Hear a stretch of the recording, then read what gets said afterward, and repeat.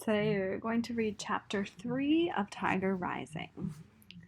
Nobody wore pink lacy dresses to school. Nobody. Even Rob knew that. He held his breath as he watched the girl walk down the aisle of the bus. Here was somebody even stranger than he was sure. "Hey," Norton called. "This is a school bus." "I know it," the girl said.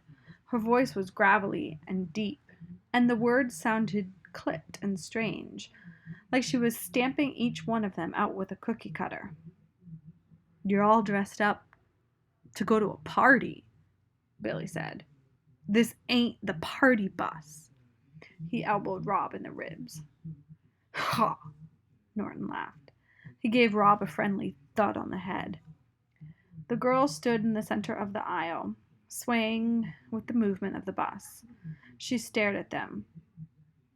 "It's not my fault you don't have good clothes," she said finally. She sat down and put her back to them. "Hey," said Norton. "We're sorry. We didn't mean nothing." "Hey," he said again. "What's your name?" The girl turned and looked at them. She had a sharp nose and a sharp chin and black eyes. "Sistine," she said. "Sistine?" hooted Billy. "What kind of stupid name is that?" "Like the chapel," she said slowly, making each word clear and strong. Rob stared at her, amazed. "What are you looking at?" she said to him. Rob shook his head. "Yeah," said Norton. He cuffed Rob on the ear. "What are you staring at, disease boy? Come on," he said to Billy.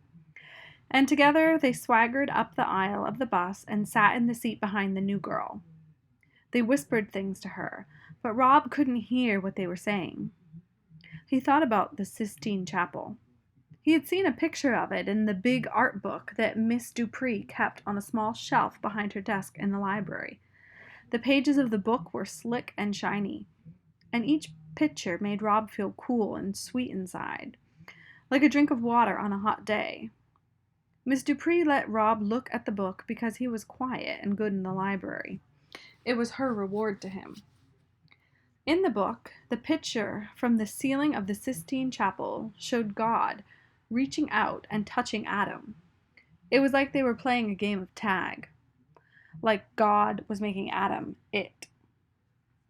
It was a beautiful picture.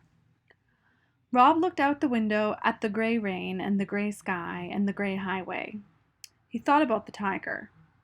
He thought about God and Adam, and he thought about Sistine. He did not think about the rash. He did not think about his mother. And he did not think about Norton and Billy Threemonger.